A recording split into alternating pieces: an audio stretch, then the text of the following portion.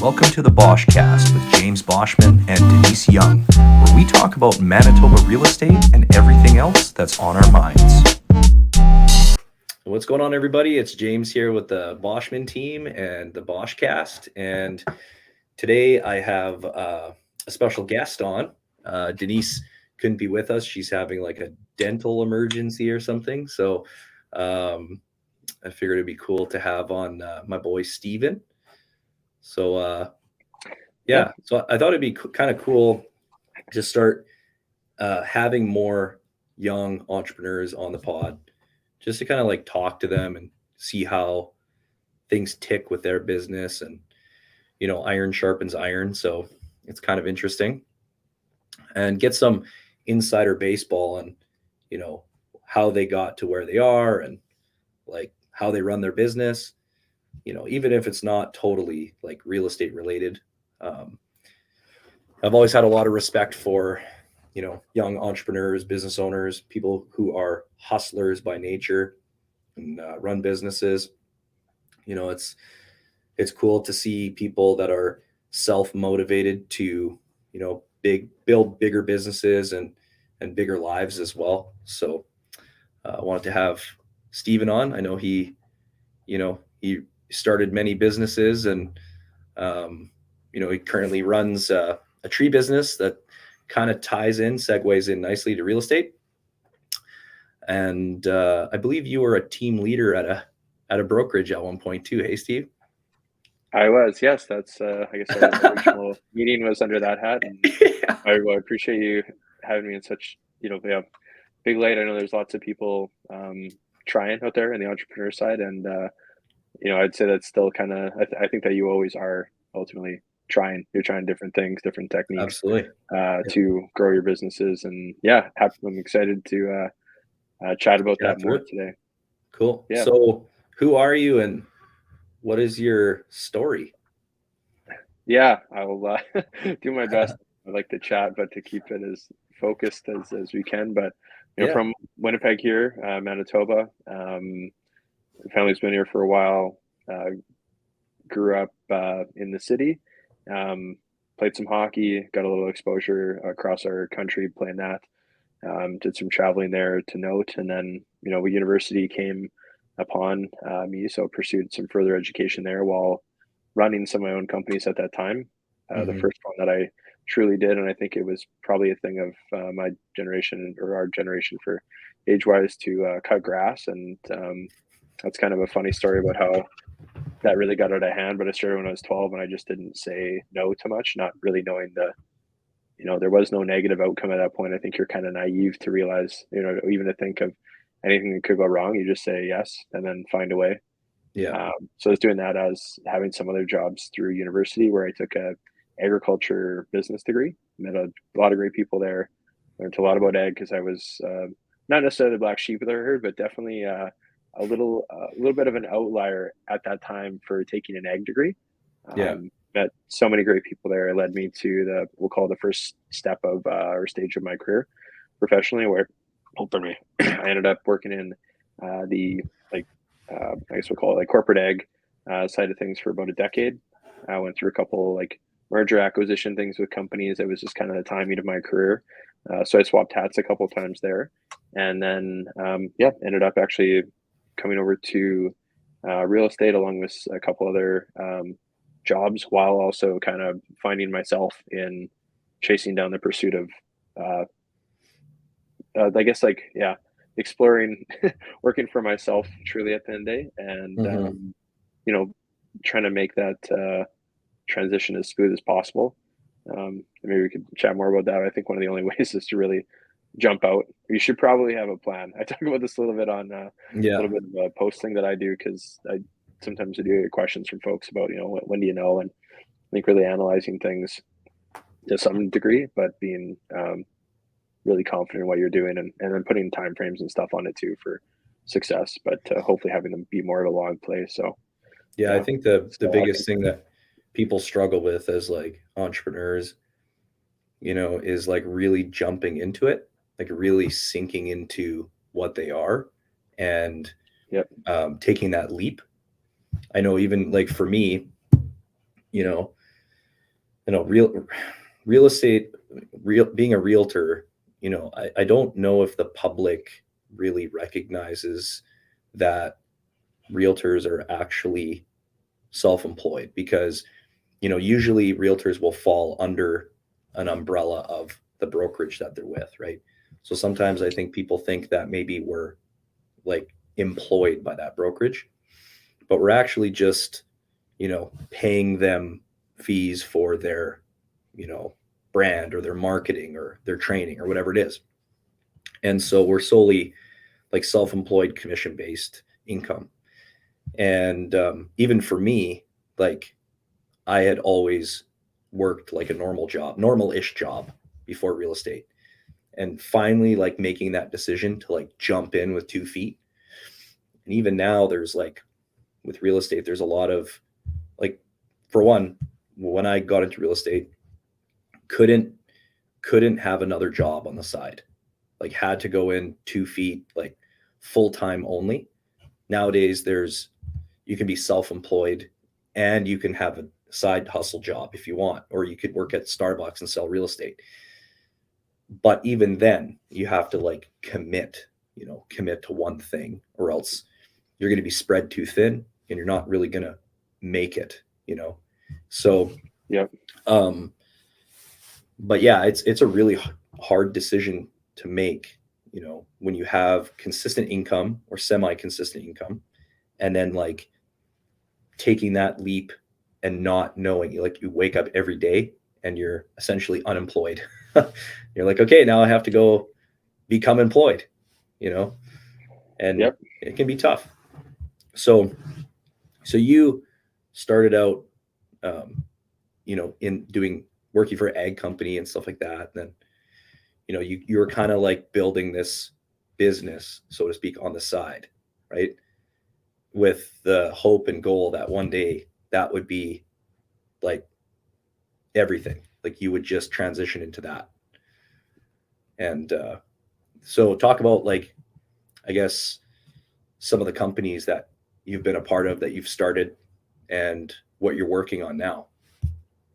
For sure. Yeah, no, and I think maybe even something to like throw in the mixer too. Like I've tried a couple things that didn't work out for different reasons. Like Yeah. they weren't even really pursued that heavy because they just flopped, like earlier on. And like we, just to note a couple, but it was while working in ag, we me and a good friend of mine started this company. It was a metal works company. We saw an opportunity to make like house signs, actually leading back to the real estate world there. And we were trying hard because he had the experience to draw those up on what are called, or known as, CAD files. Very similar to now. It's come a long way. Like a lot of stuff is, they changed in tech, so even for or on the technology and softwares themselves. But we Mhm. create those, and we ran into some issues there. It was kind of more of a garage hobby thing. But if we could have scaled that, and I mean, having those experiences hands on, it's like one of those memes you see online about business, and it's like, learn from someone telling you, go to school, the little book, more books, and then from experience, it's like the biggest one. I'd Yeah. say experiencing some of that stuff, although um, fairly like unrelated to many things, will still have an impact on how I make decisions today about businesses and risk. And it is kind of funny though, and I think this is maybe why, or how a lot of us are wired in the entrepreneurial space, is that you do still have those bills coming at the end of the month and stuff, but you kind of see every day as an opportunity to go like times 10, whatever without Yeah. quoting Grant Cardone too heavy, but like there's an opportunity there to like, just do really great, like on the other side. Because if you hit that right phone call, Yeah. it's kind of, we'll call it a game over, or, it's good. It's very good, very positive news for you. And I think a Mhm. lot of that optimism is what keeps a lot of us going, is like, hey, like, didn't make anything today. Okay, there's tomorrow, Yeah. kind of thing. But also, reflect on decisions made, because it's better to make them on that small scale. And we are just chatting before about this too, and very relatable to maybe even like segue without you directly asking the question, but like in Yeah. terms of like the scale, like, I mean, just starting off with that small thing, if it is possible, where you're not fully committed. Sometimes it's like an issue with wholesalers. If you're making a product though, you'll have to commit to so much to make something possible. So picking up that phone and being creative with alternative ways to source that product, or whatever that may be. Like I don't have the direct example, but sometimes you have to commit to like a 1,000 items, and you really just want to see if you can sell 10. Yeah. Because you know 10 people that could use this thing.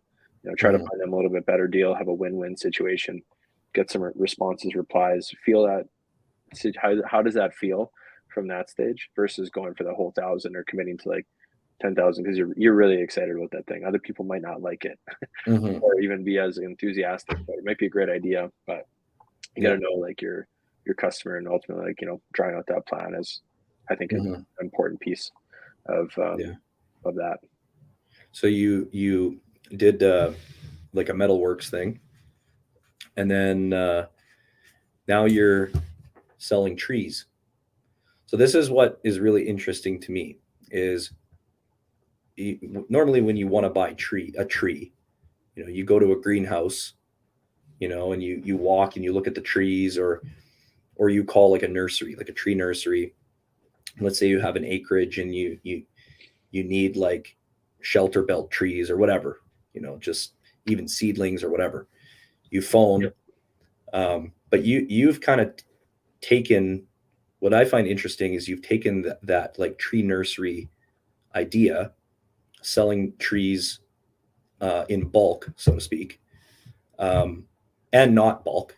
Like, if somebody wanted a couple trees planted, I'm sure he'd go plant these trees.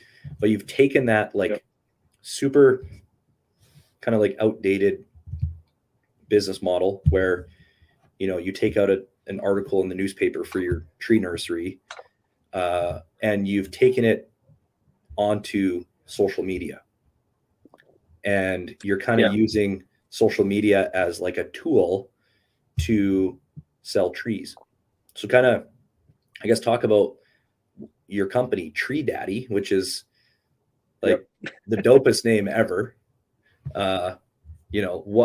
Who came up with this name? And and what is it all like? What is it all about? What is Tree Daddii? For sure. And I think maybe even like referencing and segueing that point to sure enough slow to just explain how we got started on this thing. One of the opportunities, obviously, like connecting this was like, and you're right though, a little bit of a dated system. I did see an opportunity there to start, but ultimately it was more after doing some of the other companies, I think, and we both kind of agreed to more of the focus to be on Tree Daddii and on what we've done there. But it's like looking at what we have here in the prairies based out of Winnipeg was, just having this conversation with, and I'll lightly mention, but we won't get too in the weeds on this, but do have a partner on that company right now that we work together. We start the trees off on their farm, and then we grow them for a couple of years. So we started during COVID, and then we pull them up bare root, bundle them up, send them across. We have 2 pickup spots. And I'd say like starting off slow, like we were literally selling these things off Facebook Marketplace originally. And it turned out that we had a pretty high demand for that product. We also do supply a couple nurseries with trees just because of our price point. We also don't have the retail rent as overhead. We are basically meeting people in parking lots for pickup. We offer delivery a little bit, but if we want to look at like the behind the scenes, and people are like, well, that's too, we had some people will complain like, that's too good of a deal. What are you doing? This is something wrong here. And I was like, well, we just don't have the overhead. We're looking to just break into the market, make it's like direct to consumer kind of thing, like selling trees direct from the farm to the consumer. Pretty close to, yeah, exactly. Yeah. And so we're not doing that. And I mean, in this business too, we kind of expect we'll be, there's always ways to improve though too. I mean, we were young in this business, learning lots about that as we were doing it. It was kind of an interesting thing because we were doing this over, like I said, Facebook Marketplace, maybe some on Kijiji, but most seemed to come through Facebook when we were selling them. And so we were taking, deposits on the trees just to build our confidence on people showing up for the pickup day. And again, we're seriously talking like really tight margins, and people don't really understand that. They think that everything's got this like crazy margin, and it's truly not like that. I would be, obviously you don't really want to show anyone like your books. It's just a little bit more personal, but realistically there was not a ton of room there, and we're just trying to get these. We sold them for $10 a tree the first year. those trees will retail for like $25-$30. Oh, wow. Just to get perspective on that, and just trying to get the name out there. Ideally, like in situations like where there's shelter belts and stuff, regardless of size of tree and where you're getting it from, you're probably going to lose 10 to 15% of trees. That's just what we go off of from bigger companies that we've contacted and talked to when we were kind of developing more research around what we were doing as it came closer to sell, just to set expectations of people, to be real about them. If you have them in a residential setting where there's a fenced yard, such as where I'm in Winnipeg here, it's not going to be everyone, but all of mine are still thriving. I've planted about half a dozen in the yard here, and they come, they're about 2-foot trees, great for starting off a shelter belt, like we were mentioning there, or just in a yard. And for that price point, you can't really be too upset. Like the next step up is really like you got to take the root ball and they get a little bit bigger than this, and then that adds more price on delivery, planting them. So you're kind of better to take that risk when we look at the economics behind it and what we're, or what we think is, a strong option for getting those trees. So we started off, just through Facebook and then taking deposits and such. And by the time that season was done, which was last spring, we had sold, I was referencing 7,000 recently. I think my partner recently told me it's more like 6,500, but it was literal chaos.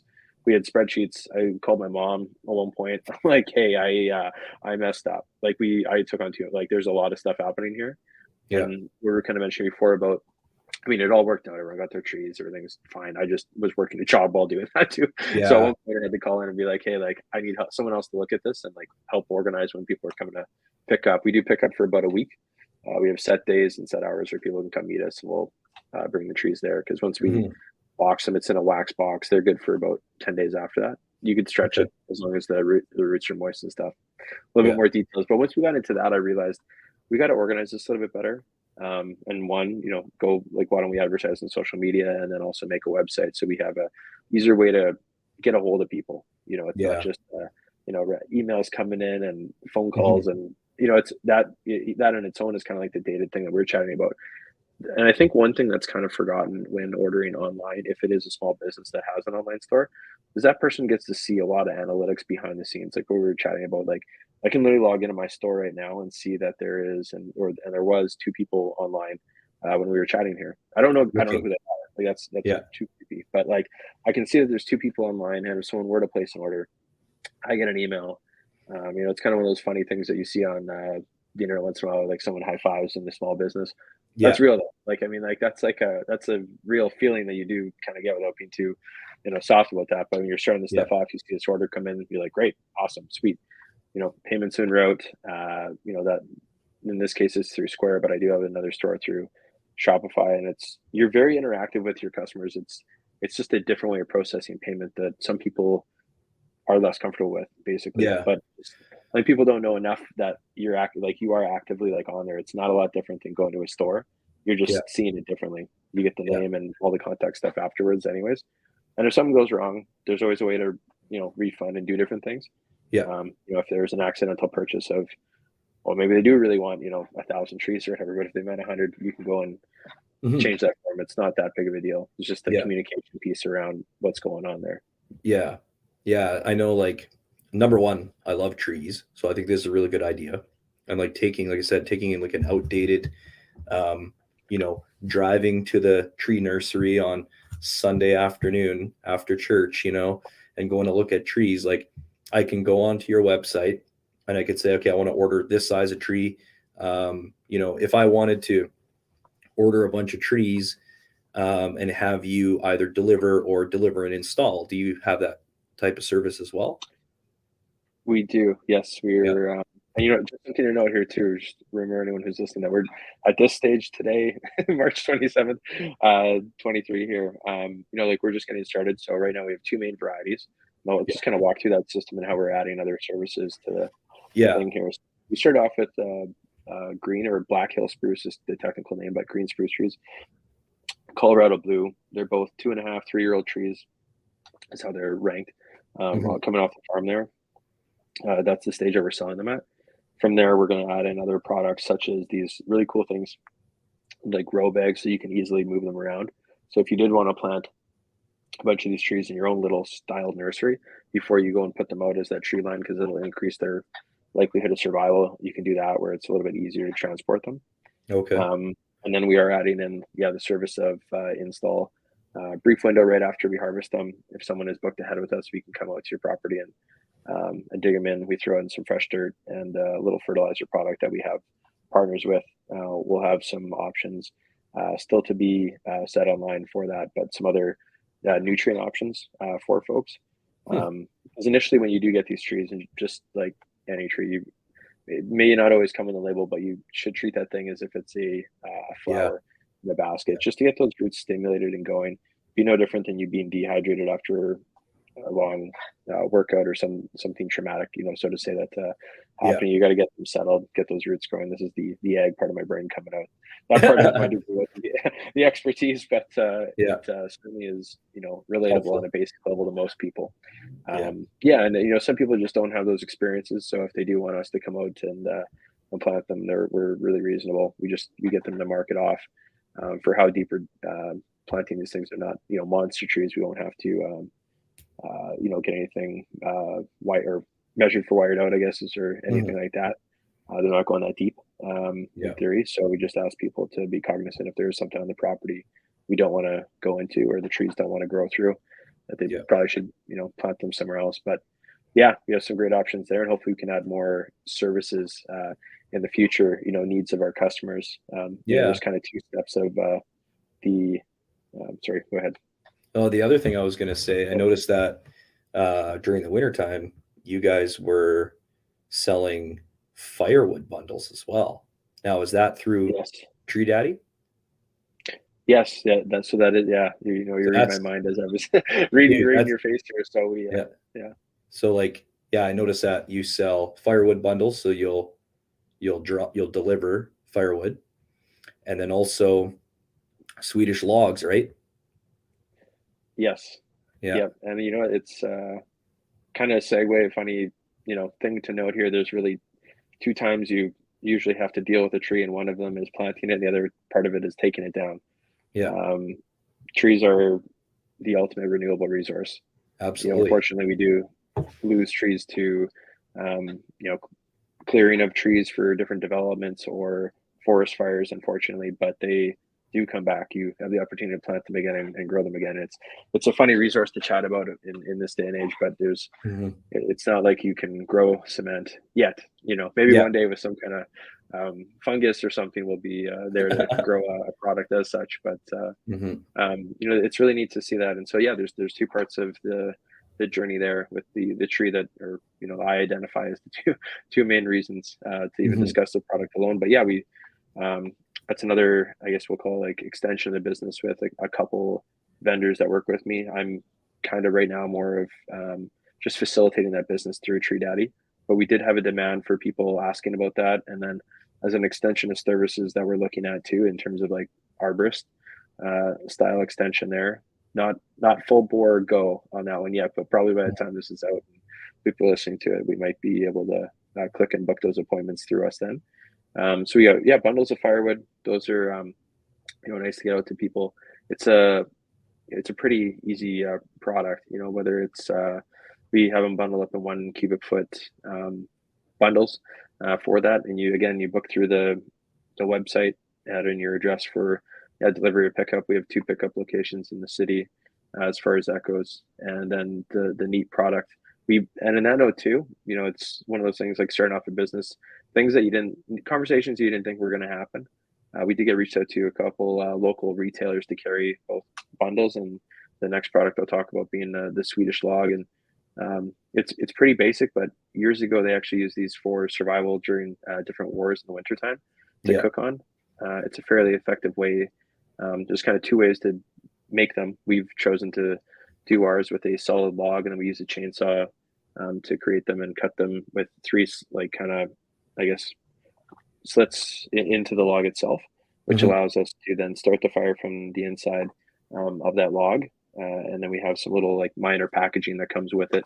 There's a handle that we strap on top, and then some advertisement, which ultimately we hope that you actually just use to start the fire in both those cases, because it's just a really good use of the full cycle of starting that off. But you can put a cast iron pan on top of that and cook a meal. There's some really fun things that you could do out camping. I think we're going to have a fairly good summer with that product because it's easy to move. It's not Super loose easy. wood. Yeah. As far as that goes. And you don't It's kind of necessarily fun need too. a pit, right? As long as you have like rocks or something that isn't going to catch fire underneath once it burns down, like you can plunk that thing, light it up, and you've got like a little bonfire essentially all in one.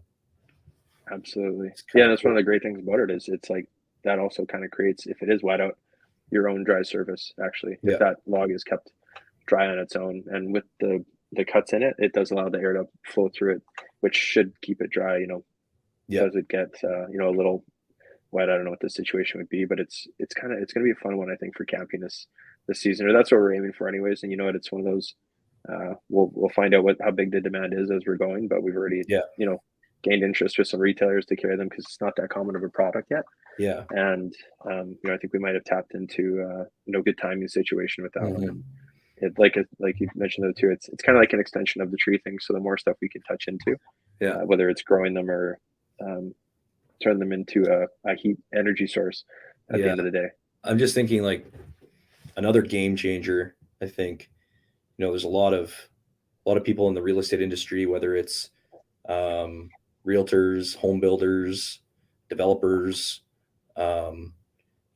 that oftentimes we have a really hard time trying to figure out what a good client gift is for someone. And I do a lot of work in the new home side of things, new developments. A lot of these new developments, there's not a single tree in sight, like when the developer comes in and they're putting streets and services and subdividing lots in the middle of a farmer's field, there's no trees, right? So I think that's a really great service, for a lot of realtors out there to, like order a package and have it delivered to their client's property. And whether that's like you guys install it or the customers install it, super great client gift.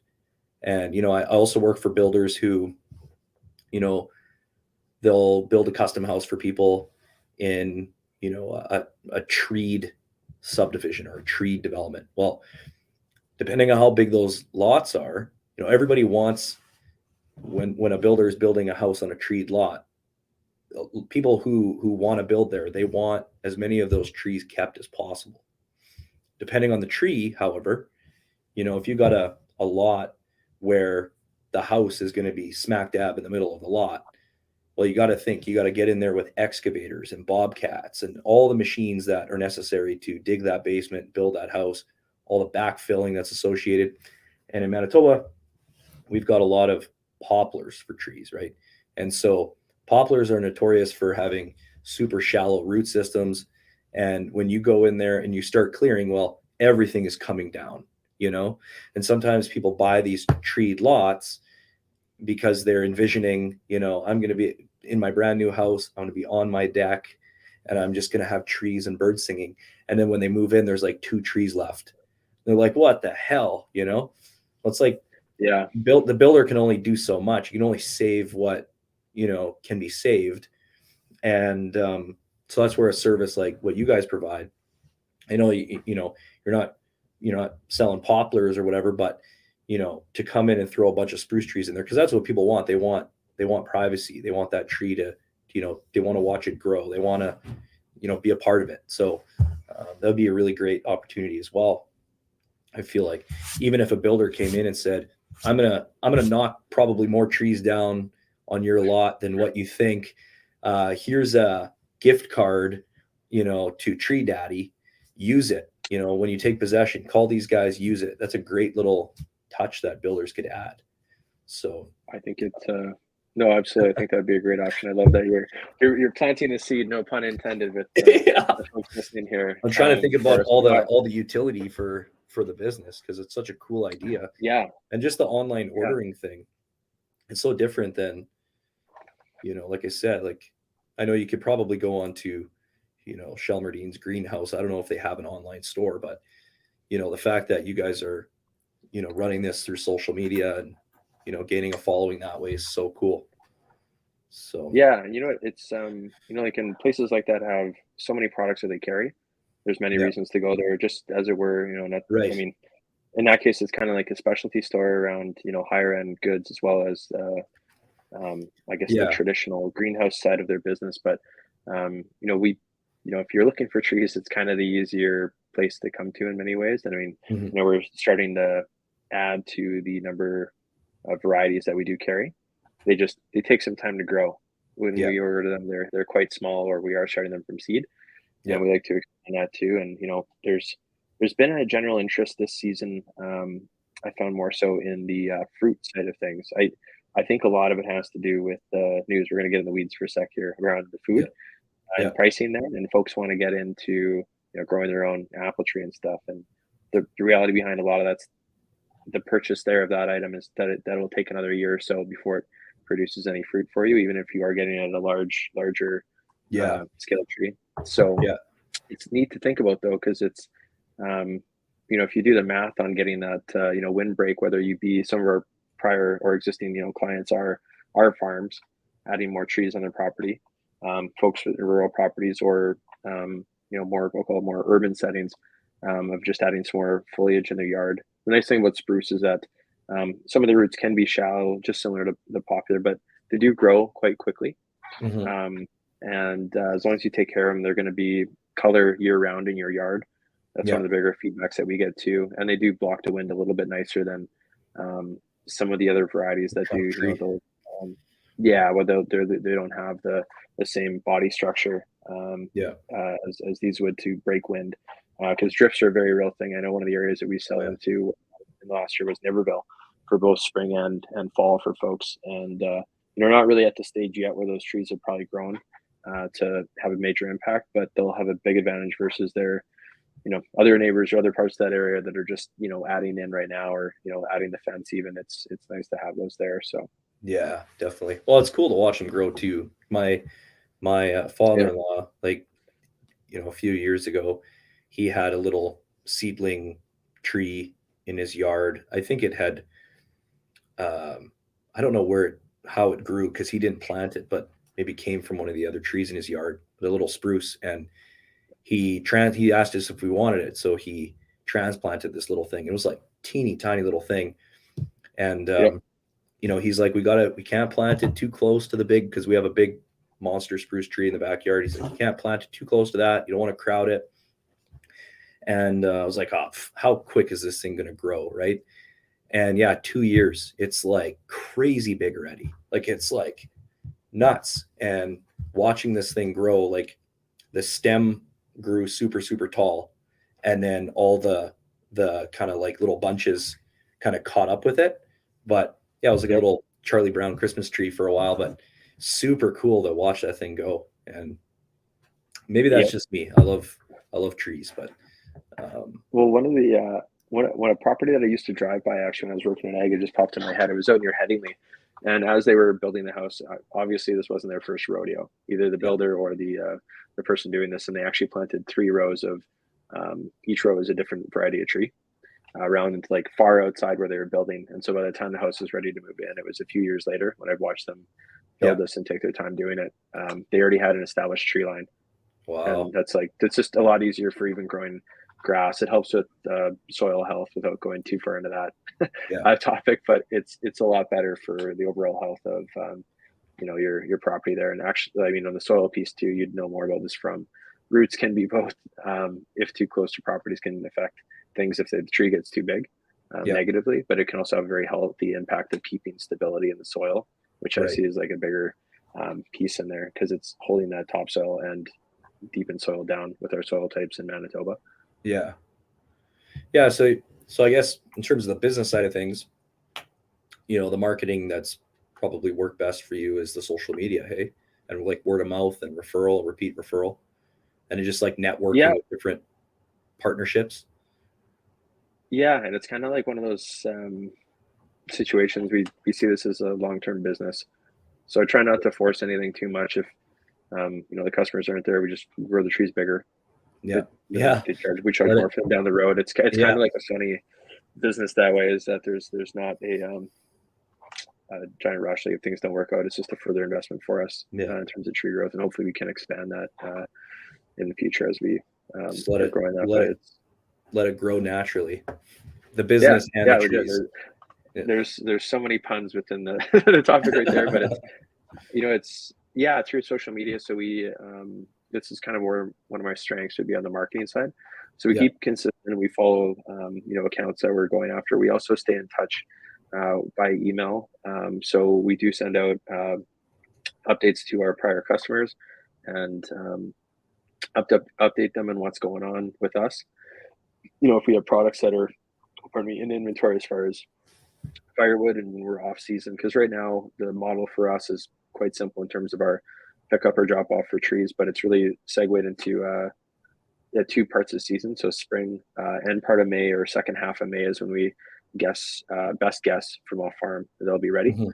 So we communicate that with our email contact list that way, and then in fall we do the same thing for folks to stay in touch. That's usually the second half of September, so a little bit closer, things are just starting to cool down. That's ironically a really great time to plant. A lot of people think it's spring for many, and it is still very good. It's just kind of more dealer's choice on that one. People seem to purchase more in springtime as far as that goes, and utilizing the online store as the website to go to, so they can find information on there.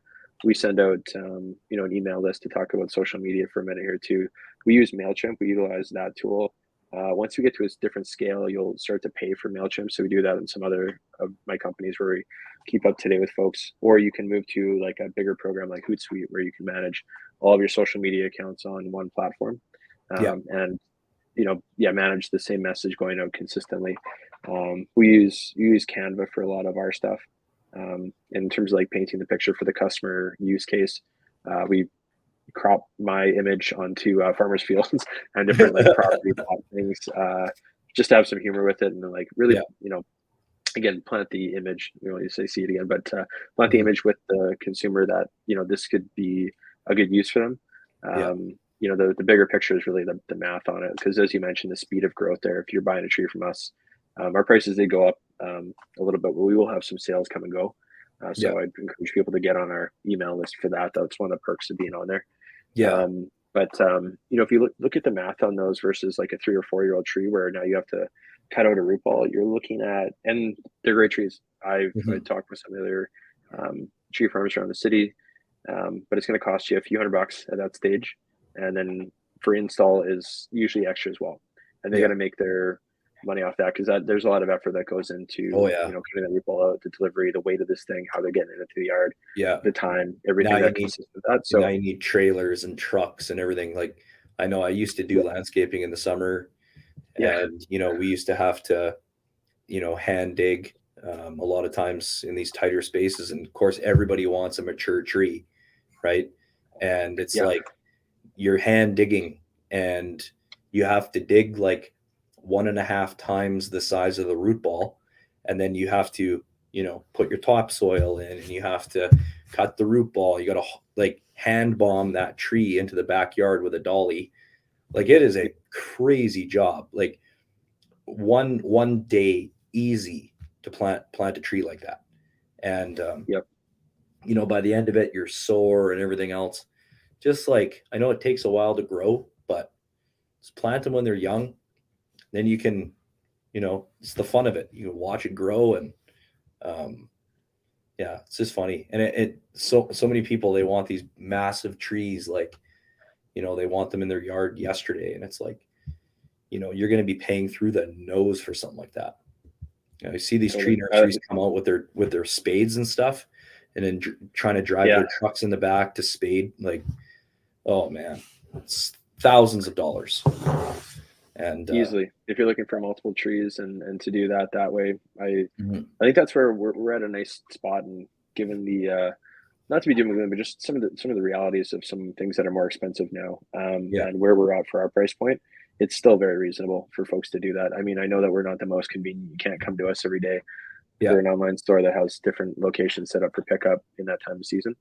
But if you're looking for that item that, is going to save you a few bucks down the road, I think that we're right in an awesome.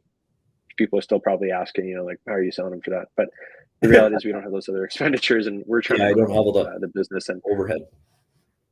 yeah, and we Keep it both have lean. other, in this case too, both other means of income. So we have Yeah. other businesses that we do, and we see this for the long haul. We might not always be that option, but it's kind of one of those things like, what's the triangle for like price, time, money, or Yeah. like a price, time. I guess money's on that price, price, time, and quality. So like Yeah. good quality, we might not always specific time of year, but our price is lower too, so it's a benefit. Doing a couple of those tokens for you might not be the right size, I guess, would be the other thing that's not really on that Yeah. perfect equation of triangle there. But yeah, so that would be, it's great for the Manitoba market too. Everyone does Yeah. like a deal. Oh yeah. Hard to beat on that side of things right now for us, and we're coming into spring, so we'll be taking orders until early, I guess, end of April, early May, and Cool. then you should be able to order on there until then. Sweet. It's basically it's kind of nice though too, because we have the ability to take stuff right offline when Mark is sold out for spring season. As we get more customers and this thing flows better, we'll have more than just our two. This summer we may even have a third option for middle of summer for folks to purchase through us, but we have to be cognizant of when those trees are in rapid growth as well. You don't want to pull them out at different points either. There's a little bit of science behind that, or an art, as you will. So we try to do it early spring or in the fall when they're already going dormant. So sweet. Yeah. So what is a goal that you'd like to achieve in 2023? I know we're, at the end of March here, but what's one thing that you'd like to see? It's kind of this might seem a little odd. I have hired people before through different companies that offer like virtual help. One company called Virtual Gurus, or actually at Calgary, I had great experience when I was starting up another company before, just to get some extra. We use this term a lot when we were in the real estate world, but extra leverage out of folks, just to help you along your journey. And that was nice because it helped fill in some holes where I wasn't as strong at that time. And the goal this year is to bring on a couple people on a more regular basis. So we're talking more employees that are full time, to add a few folks in that regard to help support the growth of companies, because the bandwidth is only so big. Yeah. So we started conversations that way, and I'm kind of at the stage now where I'd like to scale these things bigger and find out what's really going to work and stick. So it's kind of it's not a specific goal in terms of but that's the trees or anything. But it's those like incremental little things that you can implement in your business that could help to, like, blow it out of the water, and it's those are the things like hiring people, putting the right people in the right seats on the bus, so to speak, that can help move the needle just a little bit more, take care of some of the DPAs, the dollar productive activities, so that you can focus on that. And, because ultimately, like, you're the face of it, and like you're the tree daddy. So you gotta, you gotta like, keep planting your seed everywhere. And then, because right now I'm assuming that you're doing social media, and you're doing orders, and you're doing like everything online. Is that correct?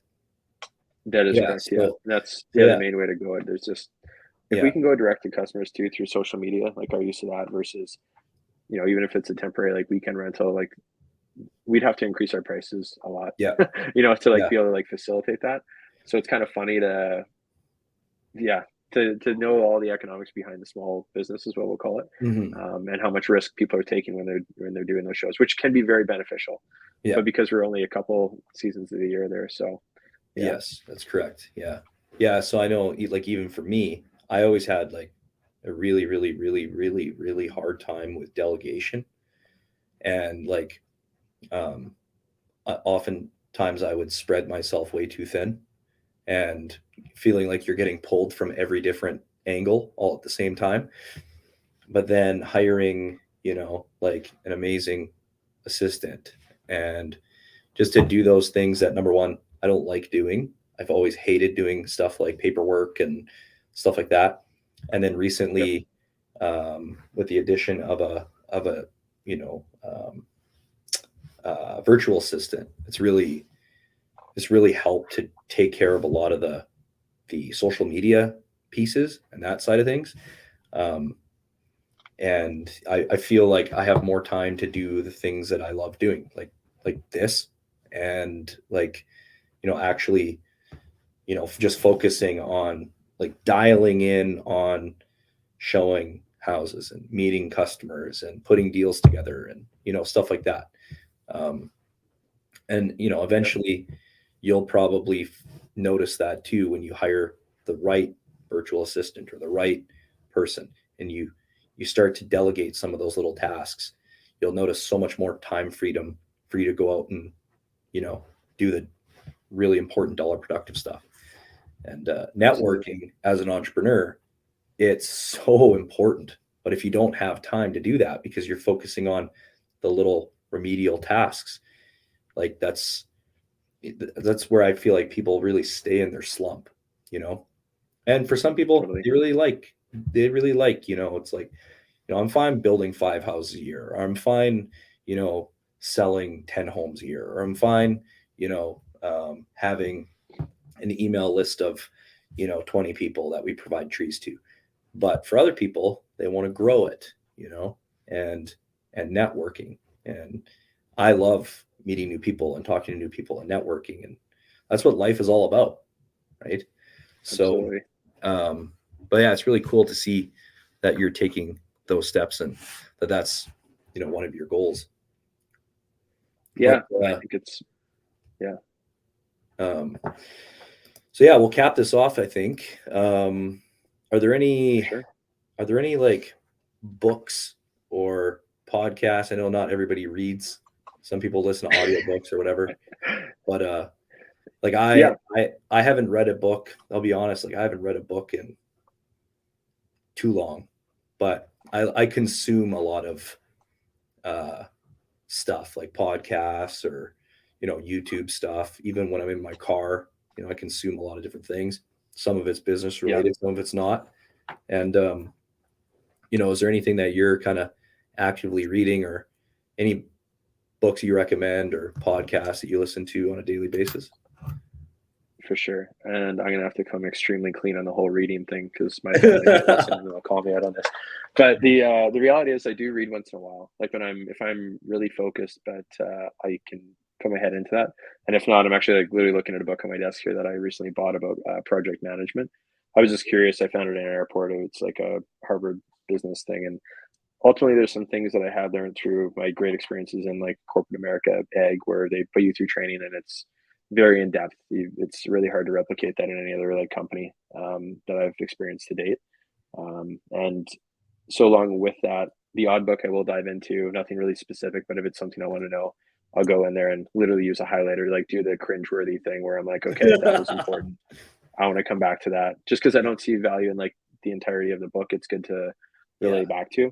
I just actually pulled up my Spotify though to reference the real stuff that I spend time listening to. And as you mentioned too, it's a time thing. These audio assets are out there and they do a really good job of sharing it along with video too in many cases. But like I do, the one that just got sent my way, and I don't know enough about this podcast, so if there's something whatever, I don't know. But this one's called PBD Podcast.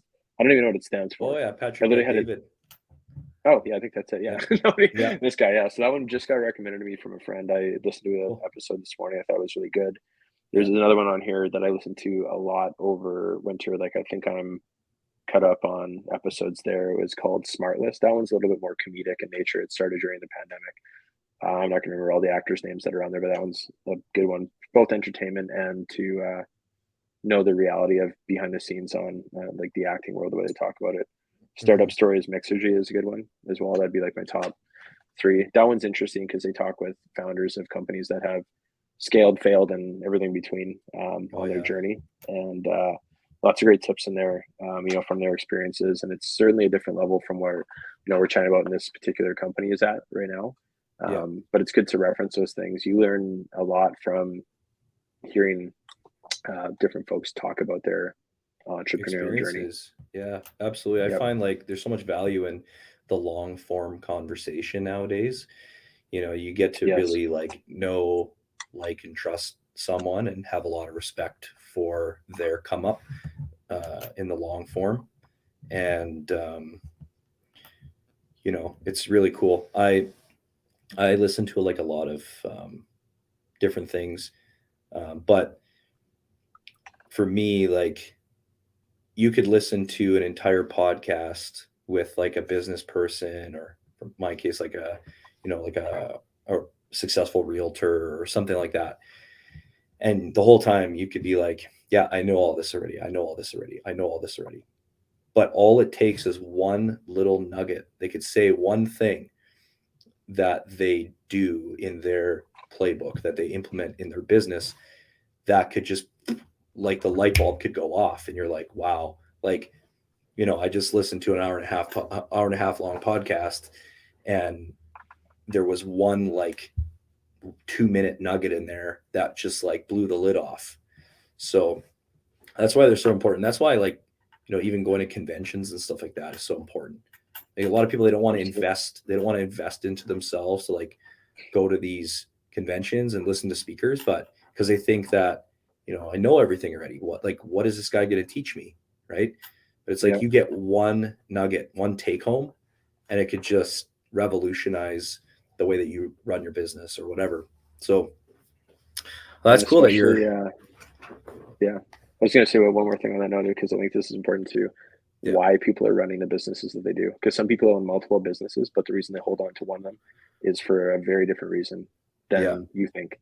It's actually just an extension, or it actually generates leads for, a sister company or something within there.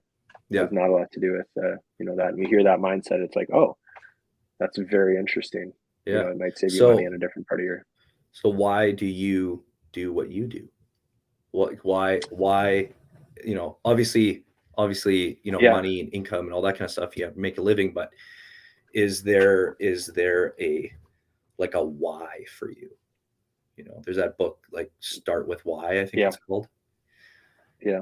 There's a couple. There's definitely been, I think you go through this, I think many of us go through this as going on your own as an entrepreneur, about like what your bigger why is, because everyone thinks it's for money or the freedom, and a lot of that is tied to income and time in that paradox. But like in this case with this company, it's to be there for the long play.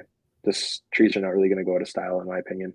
Yeah, it's one of those things I'd like to be around for. And I think from some other experiences in tech, we're going to pull some tech into this company in the future. That's why it's less about being so focused on making short money in that sense. If people can make sense of that, like I said, when some people are thinking that they can negotiate with these crazy margins and stuff, it's not really like that. And ultimately, we're probably not the right company for them if they want to try to get a really inexpensive tree for less than where we were at originally. But so there's some bigger, longer stuff we longer play today, but longer play stuff, especially with the other brands that have created and running with those companies. It's building those relationships, make a little money on the way, but then have a bigger play to have an impact on, without being too soft on that. But it truly is like, how can we generate more of a following and do good with that? Mm-hmm. Yeah, in the day and age that we live in now, I feel like there's so much more emphasis on the personal brand than these large companies. People want to support people that they know, like, and trust, and that have a personal brand. I find that with real estate as well. Like, it used to be all about, if you're a top producing realtor, people are going to hire you because of, the brand that you're associated with. Remax, Century 21, Royal LePage, whatever. It's like, I'm only going to work with a Remax agent. I'm only going to work with this person.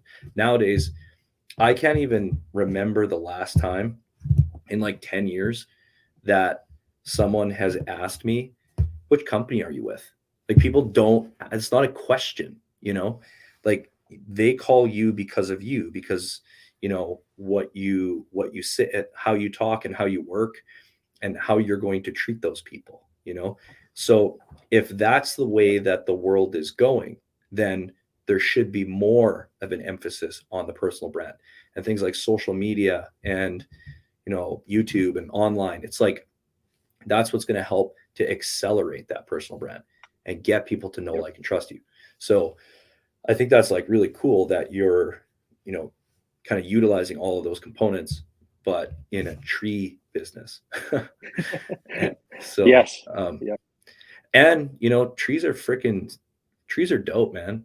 Like, you know, like people need, like, I know we, like City of Winnipeg and stuff like that, they do plant a lot of trees. Like they had that tree initiative and all that kind of stuff. And, but like, you can never have too many trees as far as I'm concerned. So you're doing a net positive for the world, Stephen. Like you're creating a greener place to live. So yes, we are kind of by way of business, and hopefully it's, you know, a benefit for people. I think everyone has that experience where they go back and, you know, we were even reminiscing quite literally just this past weekend. My parents got some old childhood videos put on a USB they hadn't watched in ever, because you know, no one has VHS machines anymore or whatever they were even on. And you know, it was kind of interesting just to like see that, and you reference like the yard and how the size of the trees that are there or have been taken down because they outgrew it. And I think everyone has like a memory where they remember when the tree was as high as the fence, kind of moment. Or if they're in an open space, they remember when there was no trees, and then they got a bunch now. So yeah, that's awesome.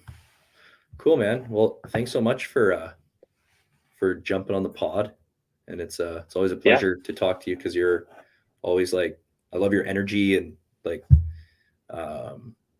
you know, I have a lot of respect for, you know, entrepreneurs, young guys who are, you know, taking initiative to, you know, get shit done in the world and in their businesses, and, you know, and kind of make a conscious effort to go on their own and do their own thing and march to the beat of their own drum. And I know you have a lot of, you know, fingers in different pies and cookie jars, so to speak, but I feel like this Tree Daddii thing is such a sick business, and, you know, I wish you nothing but success, and hopefully, you know, we can continue to support you and, you know, get you some tree sales here. Oh, that's awesome. Well, I appreciate you having us on here today, and always enjoy when we catch up as well. I'd say the feeling's mutual on the energy front. So awesome. Okay, man. I hope you have a great day, and thanks everybody for watching, listening, however you're consuming it. And please feel free to share, like, subscribe, send to your friends, family. If you guys want trees, you know, Tree Daddii, I'll post the link to the socials and the website in the description. And hope everybody has a great week. Peace out.